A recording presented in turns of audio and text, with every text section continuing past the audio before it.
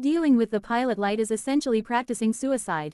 When the pilot light goes out, and you need to relight it, typically on a record-breakingly cold evening, it's a good time to reflect on your life, because there's a chance you might die in the process.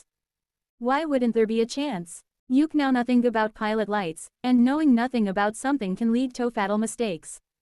Fiddling with the pilot light is also a vulnerable position because it involves other unpleasant inconveniences. For example, you'll have to call someone, preferably a man.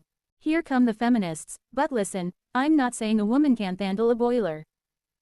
Still, when you're counting down to freezing to death, doesn't it seem more logical, even if it's due to internalized conservative agenda roles, to call a man? So, you call a man.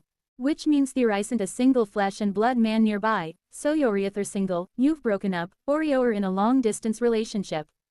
All of the scenarios are stressful. If you clear long-distance boyfriend, who happens to be in a Western European country at a friendly dinner party, sitting on a Scandinavian-designed dining chair, with some tahini drizzle dish in front of him, and you tell him that the pilot light has gone out in the heater or the boiler, whatever it is, this problem is no longer just physical, it's psychological collapse as well. You'll feel like what you are, a purple-fingered Eastern European.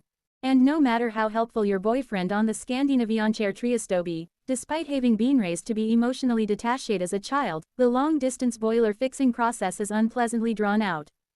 The black button, the big button, the red button, the red and white buttons pressed simultaneously while rhythmically and continuously pressing the green button, not too hard, because your limbs hurt as you teeter on the brink of freezing to death. And the boiler does not ignite. And while his man-bun, welfare state friends, young, wealthy parents with their warmed, white fingers, are waiting for him, he isn't though nu hoshimpadient. You are.